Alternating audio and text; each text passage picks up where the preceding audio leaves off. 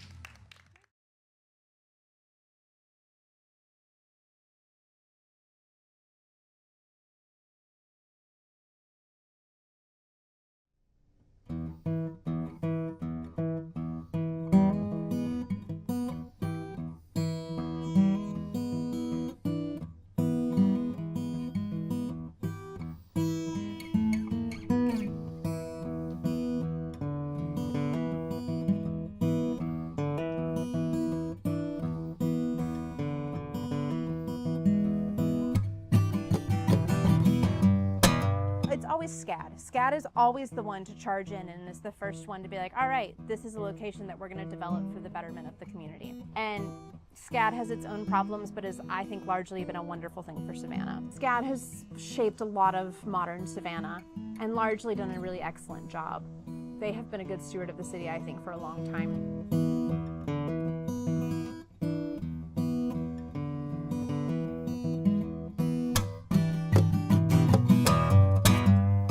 SCAD's presence on the area has been a little detrimental overall because of how many students SCAD takes in. There is a huge pressure on Savannah to be able to house all these students because SCAD can't do it. They do not have the capacity to house all the students that they accept. So what I think is happening is Savannah is going through gentrification and SCAD is a major part of that. SCAD is behind all of the changes in our infrastructure. They are like a big part of like the boom of tourism. They're where most of the new students are coming from, who goes to Starland and takes up the places that are in Midtown and downtown and all these places. They're usually the ones who are buying out all the communities who used to be here. And SCAD has a way of taking up all the historical buildings and turning them into essentially dorms, and all the other apartments around the city area has kind of become also glorified SCAD dorms.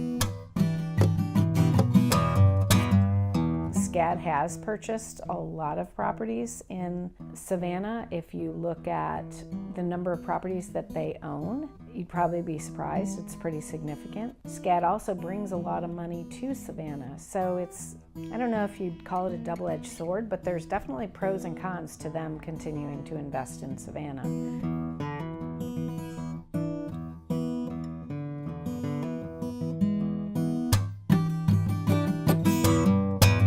I think that SCAD can bring a lot of good artistic culture. I just wish that it didn't mean sacrificing everything. It has to swallow everything in order to truly thrive in a way.